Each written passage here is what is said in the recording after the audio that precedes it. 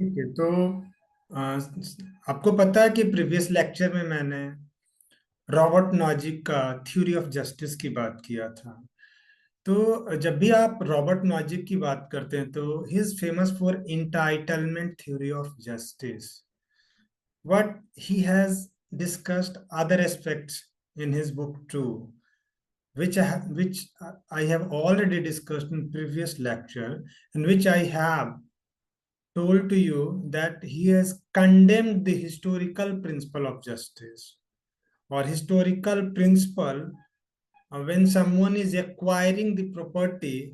Means, for example, some person having property what he has not owned, instead it was acquired by his father or grandfather.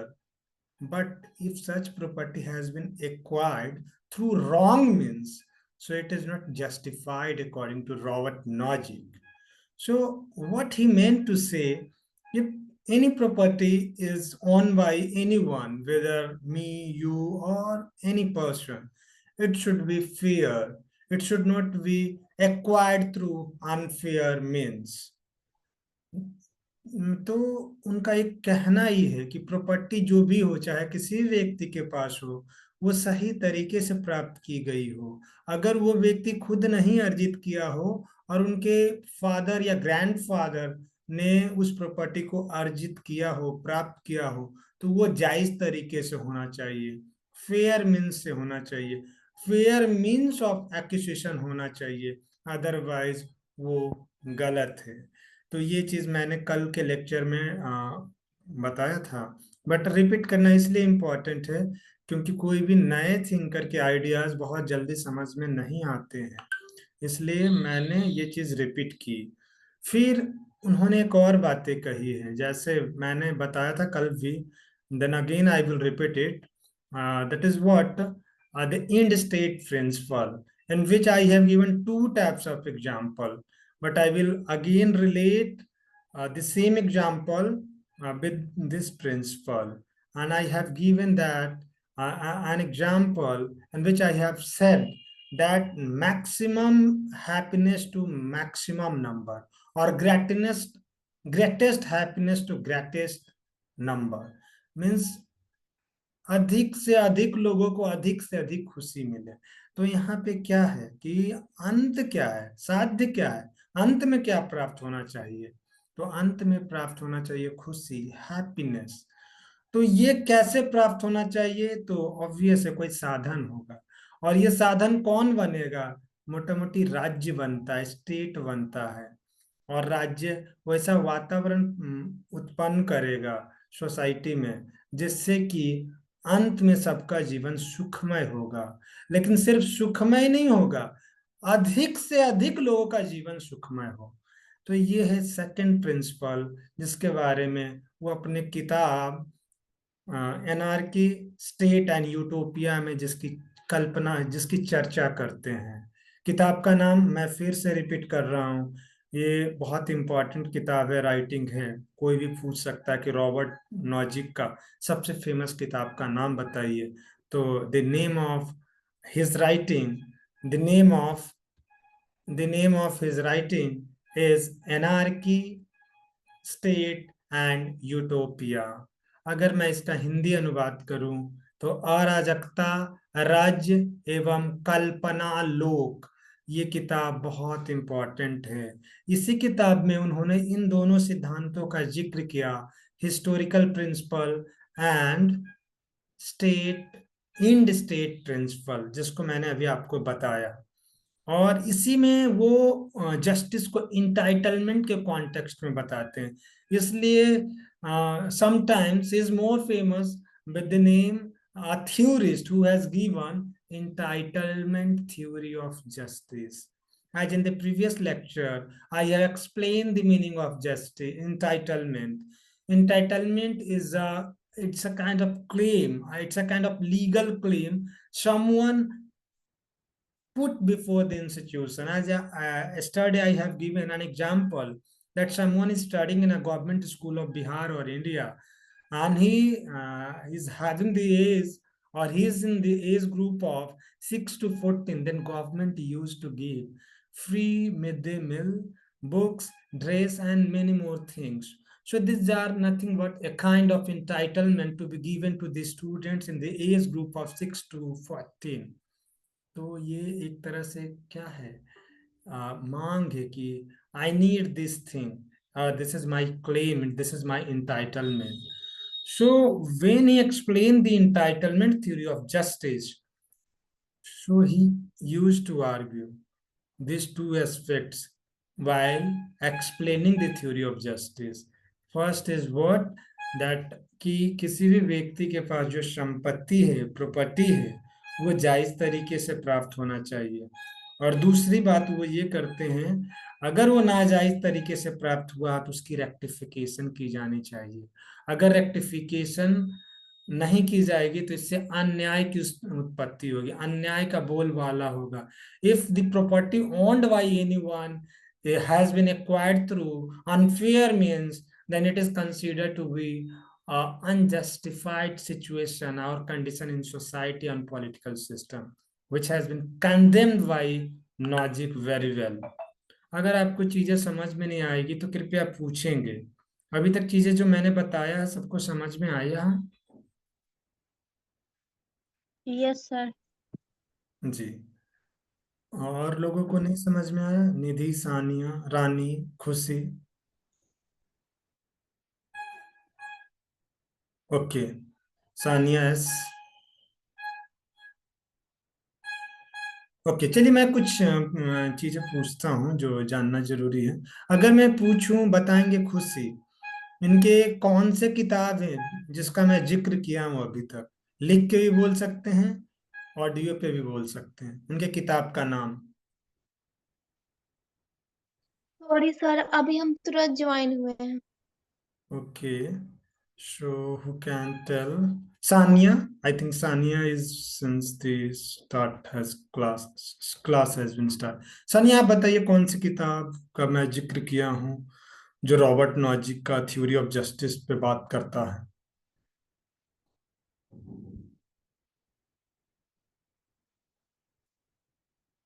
निधि, आप बताइए।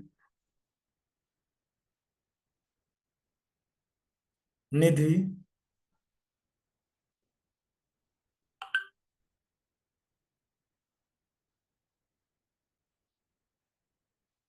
रानी अनामिका?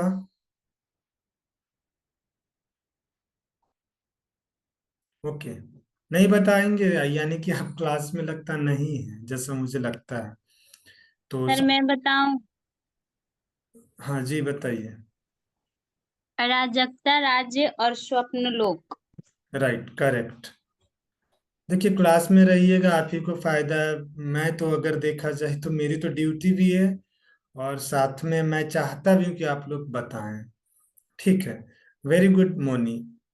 ठीक है, तो मैं entitlement theory को explain कर रहा हूँ। अब मैं कुछ स्लाइड दिखाऊंगा, हो सकता है मैं बोल रहा हूँ और आप लोगों को लगता हो कि ये एक तरह से स्टोरी टाइप है। So let us see some slide so that you can see and remember the things. Okay, so please say if something is means you can see. आप कुछ देख पा रहे हैं स्क्रीन पे? सभी लोग स्क्रीन ऑन कर लें या स्क्रीन देखें, मैं क्योंकि स्लाइड अभी क्या लिखा हुआ बताइए। Logic sir theory of logic का न्याय सिद्धांत। Okay, great. नेक्स्ट में क्या लिखा हुआ है? सेम। Anarchy state of. इसमें आपने देख लिया, historical principle and state principle, इन दोनों के बारे में जिक्र करते हैं उन्होंने अपने किताब में। ये सारी चीजें मैंने यस सर। एक्सप्लेन कर दिया है। और मैंने क्रिटिसिज्म भी बताया था कैसे वो रॉन्ग तरीके से अगर कोई प्रॉपर्टी एक्वायर की गई है तो उसको वो गलत मानते हैं, है ना? Yes sir. फिर मैंने बताया इंटाइटलमेंट थ्योरी के बारे में। ठीक है, तो चलिए मैं इंटाइटलमेंट थ्योरी को फिर से रिमाइंड कराता हूँ।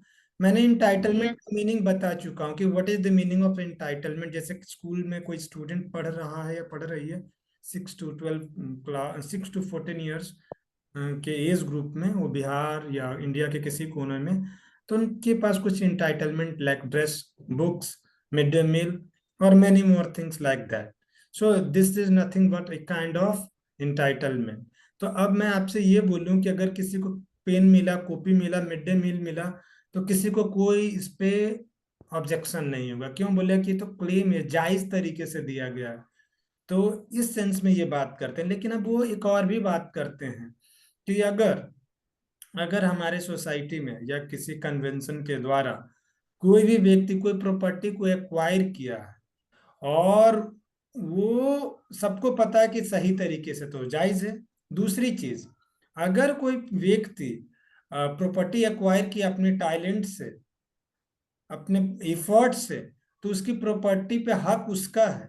बट उसके प्रॉपर्टी को कोई छीन नहीं सकता, उसके प्रॉपर्टी को कोई किसी को दे नहीं सकता।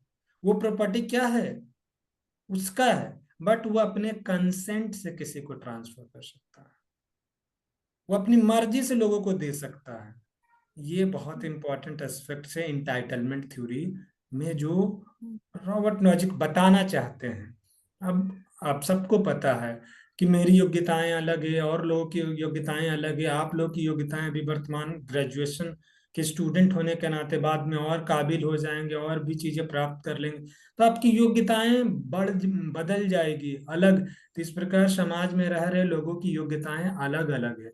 जब योग्यताएं अलग अलग है, तो सबके पास जो प्रॉपर्टी प्राप्त करने का जो तरीका होगा वो अलग अलग हो। एक रिक्शा पुलर कम कमाता है, एक होटल वाला कुछ अलग पैसा कमाता है, मतलब ज्यादा कमाता होगा, एक सरकारी नौकरी में और ज्यादा कमाता होगा, अगर कोई प्रोफेसर है तो उससे भी ज्यादा कमाता होगा। ऐसे करके लोग पैसे कमाते हैं। तो ये योग्यता के आधार पे, प्रतिभा और प्रयास के आधार पे जो ही प्रॉपर्टी प्राप्त की जाती है उसको ये जायज मानता है। और ये बोलता है कि हर व्यक्ति का अलग अलग पुरस्कार होगा, इंटाइटलमेंट होगा। मतलब मैंने बताया ना कि जैसे एक स्कूल में स्टूडेंट पढ़ते हैं तो उनका क्लेम वैसा है। लेकिन फिर एक और क्लेम, जैसे अब आप लोग अगर पीएचडी करना शुरू कर देंगे और जेआरएफ क्वालिफाई किए होंगे, तो आपको स्कॉलरशिप देगी गवर्नमेंट, और वो होगा लगभग 37-40,000 पर मंथ। तो कैसे इंटाइटलमेंट चेंज हो गया? स्कूल में पढ़ते थे तो सरकार का जो नियम के हिसाब से कुछ अलग अलग थी, लेकिन आप पीएचडी करना शुरू किए तो आपका स्कॉलरशिप सीधे 40,000 पहुंच गया। तो योग्यताएं अलग थी, वहाँ टैलेंट अलग है, इफर्ट अलग है, इसलिए इस कारण से पुरस्कार भी अलग है, इंटाइटलमेंट भी अलग है ना? चीजें समझ में आ रही है आप लोगों को? कृपया बताएं। आ रही है। Yes sir. जी। अब मैं क्या बताना चाहता हूँ, जैसे एक और जो उनका दूसरा आर्गुमेंट है इंटाइटलमेंट थ्योरी में, कि अगर किसी व्यक्ति ने फैक्ट्रियां खोली या किसी तरह का कॉलेज, कोचिंग, डॉक्टरी और हॉस्पिटल खोल रखा और वहां से उसको आमदनी हो रही है, तो अब ऑब्वियस है हर तरह के दुकान हो सकते हैं, छोटी से छोटी दुकान भी होती है। आपने सुना होगा ठेले पे भी लोग सामान बेचते हैं, और वही सामान कभी कभी बड़े बड़े रेस्टोरेंट में भी मिलता है। और उसी पानी पूरी की कीमत मतलब प्रजातंत्र चौक के पास 5 रुपया में 10 पानी पूरी मिल जा रहा हो या 5 मिल जा रहा हो, लेकिन वही 10 पानी पूरी अगर 5 स्टार होटल में खाएंगे तो वो 1,000 रुपये का भी हो सकता है, 2,000 रुपये की भी हो सकता है। तो इस प्रकार आपने देख लिया, जो पैसे कमाने का उत्पादन, मोटा मोटी जो प्रोडक्शन है सोसाइटी में, उसका दायरा अलग अलग है, उसका नेचर अलग अलग है, उसका लेवल अलग अलग है।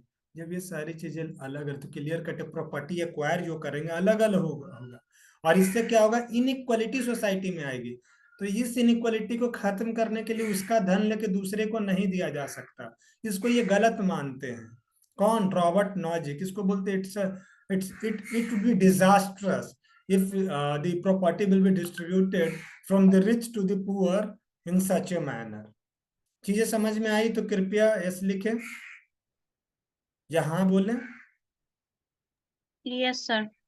ठीक है। और इसी तर्ज पे वो बोलते हैं कि कोई भी प्रॉपर्टी, जैसे है अगर कोई ये बोल दे कि मेरे पास इतना संपत्ति है, तो अचानक उसकी नहीं बनी होगी अनटिल अनलेस उसके दादा परदादा की प्रॉपर्टी ना हो।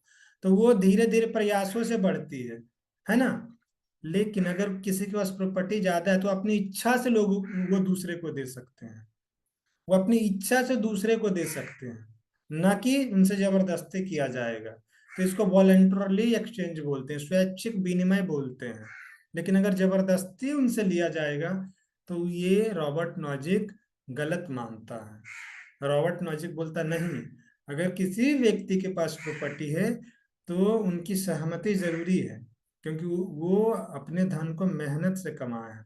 लेकिन अगर वो गलत तरीके से एक्वायर्ड है तो वो रेक्टिफाई किया जाएगा, और उसका मतलब सरकार उसको कब्जा भी कर सकता है। जैसे सैम पित्रोदा थे, कुछ इसी लाइन पे बात किए थे। वो आई थिंक कांग्रेस पार्टी से जुड़े हुए हैं, बट वो कांग्रेस पार्टी के थिंक टैंक या एडवाइजर टाइप है, पॉलिटिकल एडवाइजर।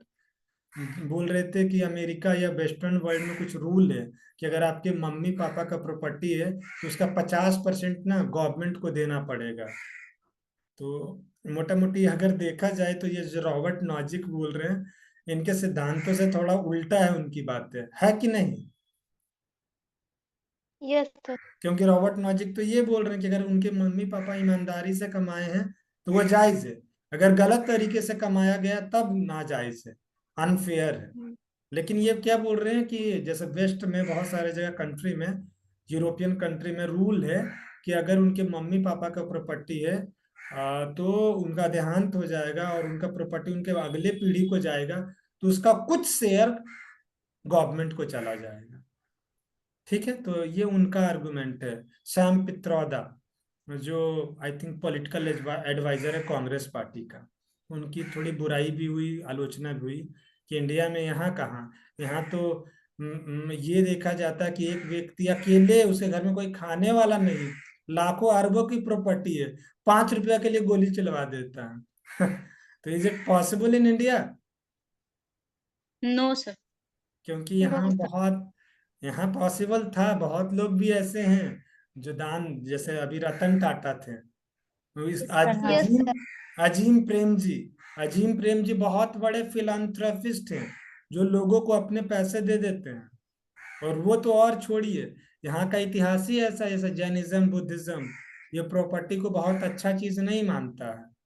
चाहे जैन धर्म देख लीजिए, बौद्ध धर्म देख लीजिए, वो यस सर। अत्यधिक धन संग्रह को गलत मानता है, बोलता है यही हर समस्याओं का जड़ हो जाता है, कलह का जड़ हो जाता है ना। तो ये यस सारी सर। चीजें हैं। अब बात है कि ये मिनिमल स्टेट की भी संकल्पना करते हैं, बोलते हैं स्टेट मिनिमल होना चाहिए, इसका काम ज्यादा नहीं होना चाहिए, नाइट वॉचमैन का ही होना चाहिए, ये ज्यादा इंडिविजुअल के फ्रीडम और फंडामेंटल राइट में दखलंदाजी ना करे। तो ये मिनिमल स्टेट की संकल्पना करते हैं। किसकी करते हैं? मिनिमल स्टेट की संकल्पना। अब बात है कि व्हाट इज मिनिमल स्टेट। अगर मैं आपसे पूछूं, स्क्रीन दिख रहा है ना आप लोगों को? Yes sir. ठीक है, अगर मैं आपसे बोलूं मिनिमल स्टेट के बारे में, तो मिनिमल स्टेट क्या हो सकता है? मतलब एक ऐसा राज्य जो पुलिस तंत्र रखता हो, मोटा मोटी लोगों की प्रॉपर्टी को बचाता हो, कानून व्यवस्था को सुदृढ़ रखता हो, और बाह्य आक्रमण से स्टेट को प्रोटेक्ट करता हो। तो ये मिनिमल स्टेट का एक तरह से एग्जाम्पल है, और इसको नाइट वॉचमैन स्टेट भी कहते हैं, है ना। तो ये सारी चीजें हैं जो आपको समझना चाहिए। अब बात है कि ठीक है, अगर वो ऐसी बातें कर रहे हैं तो इसमें एक और मतलब एस्पेक्ट्स है कि ठीक है, तो यानी कि वो वेलफेयर स्टेट के विरोधी हैं, मतलब समाज में वो नहीं चाहते कि राज्य गरीबों के लिए स्कॉलरशिप दे, सर्व शिक्षा अभियान चलाए, ये सारी चीज के विरोधी हैं। तो मोटा मोटी वो सही में वेलफेयर स्टेट के को वो मतलब अवैध मानते हैं, बोलते हैं दिस इज नॉट वैलिड। ठीक है, लेकिन अब बहुत प्रिसाइसली मैं उनके चीजों को एक्सप्लेन कर, 3 चीज दिमाग में रखना है, अभी सारे डिस्कशन को थोड़ा सा दूर करके डिस्कशन करना, जितना भी मैंने डिस्कस किया उसको समराइज करना चाहता हूँ, कि अगर किसी को याद रखना चाहिए तो क्या याद रखना चाहिए। तो उनका जो इंटाइटलमेंट थ्योरी है is based on 3 basic elements, is based on 3 basic element, and that is what? principle of Principle of just transfer, then principle of just initial acquisition, and then finally the principle of rectification of justice. Agree करते हैं कि नहीं? ये सारी चीजें मैंने बताया। तो अगर आप ये 3 बिंदु याद रखते हैं तो दिक्कतें नहीं होगी। तो अगर मैं फिर से रिवाइज करूं कि what is principle of just transfer, तो क्लियर कट तरीका है कि अगर कोई भी प्रॉपर्टी है, चाहे मेरे पास किसी के भी पास हो, वो अगर सही तरीके से एक्वायर किया गया हो और उसकी इच्छा है कि मैं गरीबों में बांटूं, मैं सरकारी कॉलेज को दे दूं, RMW कॉलेज में दे दूं। मान लीजिए मेरे पिताजी के पास बहुत संपत्ति है, देख रहे RMW कॉलेज में कोई सेमिनार हॉल बड़ा सा है ही नहीं, कोई इंडोर स्टेडियम है ही नहीं, इनके लिए कोई इंटरटेनमेंट के लिए अच्छा सा साधन है ही नहीं, लाइब्रेरी छोटी सी है और उसमें भी फैसिलिटी अच्छी नहीं, किताबें सड़ रही है इनकी। तो मान लीजिए मेरे नहीं, किसी और ने तो ये बोले कि अपने पिताजी का या लोग कोई और भी व्यक्ति के मम्मी पापा दान दे दें, बोले कि महिला कॉलेज में मैं सेमिनार हॉल या बड़ा सा लाइब्रेरी खोलने के लिए दे रहा हूँ और अच्छी अच्छी किताबें लाने के लिए। तो ये उनकी इच्छा से, उनसे कोई जबरदस्ती नहीं लिया। मतलब पहला, उनके पास जो प्रॉपर्टी है वो सही तरीके से एक्वायर्ड होने चाहिए, और दूसरा, वो अपनी इच्छा से अगर किसी को ट्रांसफर करना चाहें तो सही है। तो ये इनका इंटाइटलमेंट थ्योरी का पहला थ्योरेटिकल एस्पेक्ट है या पहला पॉइंट है, प्रिंसिपल ऑफ जस्ट ट्रांसफर। मतलब अपने धन को जो आपने एक्वायर किया है वो ऑनेस्ट तरीका से, फेयर तरीका से एक्वायर किया गया, और आप अपनी मर्जी से वॉलेंटियरली ट्रांसफर कर रहे हो। ठीक है, अभी तक समझ में आया? Yes sir. Yes sir. ठीक है। अब जो दूसरा चीज को वो बोलते हैं principle of just initial acquisition. अब ये भी मोटा मोटी उसी के इर्द गिर्द है, ये कोई अलग चीज नहीं बात बोल रहे हैं, क्योंकि ये बोल रहे हैं कि अगर कोई व्यक्ति किसी प्रॉपर्टी को ऑन करता है तो वो अच्छे तरीके से प्राप्त किया हो, गलत तरीके से नहीं प्राप्त किया हो, और फिर अपनी इच्छा से उसको क्या कर दे, मतलब ट्रांसफर कर रहे हैं। लेकिन ट्रांसफर वाला तो पहला ही था कि वो प्रिंसिपल में लेकिन ये पहले ही बताया जा रहा है कि जस्ट इनिशियल एक्विजिशन। जस्ट मतलब तुरंत नहीं है यहाँ, जस्ट मतलब यहाँ पे क्या है, न्यायपूर्ण है। यहाँ जस्ट का अनुवाद क्या है, न्यायपूर्ण। जैसे बोलते हैं ना न्यायपूर्ण। कि आई एम जस्ट कमिंग, मैं तुरंत आ रहा हूँ, वो वाला ये जस्ट नहीं है। यहाँ जस्ट मीन्स जस्टिस वाला जस्ट है, न्यायपूर्ण तरीके से प्राप्त किया गया हो प्रारंभ में ही। समझ में आया? Yes sir. Yes sir. Okay. अब लास्ट जहां पे वो कंक्लूड करना चाहते हैं कि अगर किसी का गलत तरीके से प्रॉपर्टी आया है तो फिर उसका क्या समाधान है। अगर किसी व्यक्ति ने गलत तरीके से प्रॉपर्टी प्राप्त किया है तो क्या किया जाना चाहिए। तो उनका कहना है कि अगर कोई चीज गलत तरीके से, तो उसमें रेक्टिफिकेशन होना चाहिए। जैसे अगर मैं आपसे बोलूं कि मैंने कोई सवाल दिया आपको, और सवाल का जवाब लिखने के, उत्तर लिखने के लिए दिया, और आप उसमें कुछ त्रुटियां लिख दी, उसमें कुछ कमियां कर दी, तो मैं सजेस्ट करता हूँ ना पेन से कि ये नहीं, ऐसा नहीं, ऐसा होगा, स्पेलिंग मिस्टेक है, यस। आर्गुमेंट गलत है, बुक का नाम गलत है, सवाल कुछ और पूछ रहा है, कुछ और करे, तो हम सलाह देते हैं, सुधार की बात करते हैं।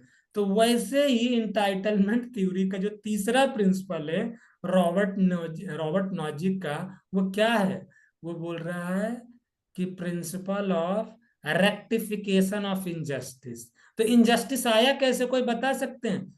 How injustice came into existence, अन्याय कैसे उत्पन्न हो गया? कृपया बताएं कोई भी एक विद्यार्थी, यह अन्याय कैसे उत्पन्न हो गया? सर अगर किसी को मतलब अधिक धन ग्रहण करना हो तो उस तरीके से अन्याय उत्पन्न हो गया। जैसे कि आप पहले बता चुके हैं कि किसी के दादा या प्रदादा अन्यायपूर्ण यानी लूट मार कर धन संग्रहित करते हैं तो उसे अन्यायपूर्ण कहेंगे। Okay, very good Moni. तो अब देख लिया, मोनी तो बता ही दी कि अन्याय आया कैसे। अन्याय किसी एक व्यक्ति या उनके पूर्वज या उनके पूर्वज के द्वारा गलत तरीके से संपत्ति अर्जित कर लिया गया, और जब आपने गलत तरीके से अर्जित किया तो क्लियर करते वो ट्रांसफर भी गलत होगा। तो इसलिए उनका जो ट्रांसफर ऑफ जस्ट प्रॉपर्टी वाला जो थ्योरी है वो कॉन्ट्राडिक्ट कर जा रहा है। तो इसलिए उन्होंने सबसे पहले बताया जस्ट ट्रांसफर ऑफ प्रॉपर्टी, कि सही तरीके से उनकी इच्छा से ट्रांसफर हो, जबरदस्ती छीन मत लीजिए। फिर वो दूसरा बोलते हैं कि अरे वो ट्रांसफर जस्ट कैसे करेगा जब उसके पास जो एक्वायर्ड प्रॉपर्टी वही गलत तरीके से आया है, वो ही गलत है। तो बोले अगर ये तो अन्याय है, तब वो बात करते हैं कि नहीं, सबसे पहले रेक्टिफिकेशन होना चाहिए। जैसे आपने सुना होगा कि सीबीआई रेड मारती है, सीआईडी रेड यस सर। मारती है गवर्नमेंट के कहने पे। तो जब रेड मारती है तो क्यों रेड मारती है? कि देखते हैं कि इनके पास जो प्रॉपर्टी है गलत तरीके से आया है या सही तरीके से आया। तो पता चला कि ये आय से ज्यादा इनकम है, इनका आय से ज्यादा इनकम पाया गया। इनका आय स्रोत सालाना 12 लाख ही दिख रहा है, इनका तो करोड़ों में सब संपत्ति है। तो उसको कैलकुलेट करके छापा मारा जाता है और उनके प्रॉपर्टी को सरकार क्या कर लेती है? तो कर ले। अपने मतलब सरकारी खजाने में रख लेती है। लेकिन कैसे रखते हैं? बिल्डिंग है तो कैसे रखेगा? नीलामी करेगा। कार है तो नीलामी करेगा। एसी है तो नीलामी करेगा। कैश है तो सरकारी खजाने में डाल देगा। तो इस प्रकार ये क्या है, सरकार क्या कर रहा है? अगर किसी के पास नाजायज तरीके से प्रॉपर्टी आया है, उस प्रॉपर्टी को जब्त कर लेता है और जब्त करके सरकारी खजाने में डाल देता है, और या तो वो नीलामी करता है या कुछ ऐसा ही करता है। तो इसी बात को ये कहना चाहते हैं रॉबर्ट नॉजिक। वो इसी बात की ओर इशारा कर रहे हैं और वो ये बताना चाह रहे हैं कि अगर किसी के पास काला धन है, गलत तरीके से आया धन है, तो उसका रेक्टिफिकेशन होना चाहिए, उसमें सुधार होना चाहिए, उसमें परिष्करण किया जाना चाहिए। तो वो बोलते हैं कि जब कोई व्यक्ति ने अन्यायपूर्ण तरीके से प्रॉपर्टी एक्वायर किया है, या पता चला हमने अपने प्रॉपर्टी को और ये गलत तरीके से प्राप्त किया और मैं अपने दीदी के नाम कर लिया या अपने भाई के नाम कर दिया या अपने सगे संबंधी, क्योंकि जनरली आजकल तो भारत में ज्यादातर लोग अपने सगे संबंधी को करते हैं। अगर वो सगे संबंधी को नहीं है तो नाजायज ही नहीं होता।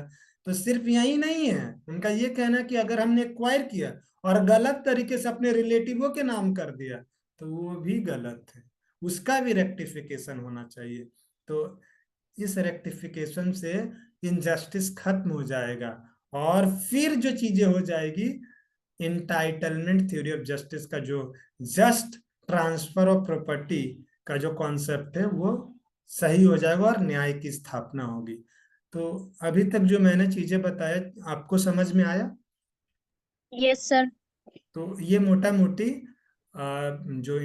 मतलब थ्योरी ऑफ जस्टिस है, रॉबर्ट नॉजिक के द्वारा दिया गया, जो फेमस नाम है, famously it is known as entitlement theory of justice, and this theory has been given by him in his famous book which was published in 1974, and the name of the book is Anarchy, State and Utopia। तो I think सबको समझ में आ गया। कोई doubt है तो कृपया पूछें।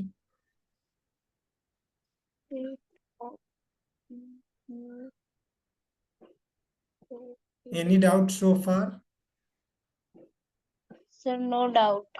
ओके, तो सर कोई डाउट नहीं है। जी ये इम्पोर्टेंट है, ये सवाल आया एक दो। देखिए जस्टिस में दो सवाल बहुत ज्यादा आता है। एक रॉबर्ट नॉजिक का इंटाइटलमेंट थ्योरी, और दूसरा ये जॉन रॉल्स का थ्योरी ऑफ जस्टिस। हमेशा मैंने देखा कभी ये आता है, नहीं तो कभी वो आता है लॉन्ग में, अगर जस्टिस से सवाल पूछना होगा। तो कृपया ध्यान रखिएगा। और ऐसे भी आपके ये तो आपके आर्गुमेंट को स्ट्रांग करता है। क्यों? इस क्लास से, जस्टिस के ज्ञान से क्या समाज में आपको कुछ फायदा नहीं मिलेगा? एक समझ नहीं बनी? Yes sir. ठीक है, तो फिर ठीक है, तो क्लास यहीं समाप्त होता है। Yes sir. जी, okay, thank thank you. You. Thank you for thank you sir. Talking. Okay.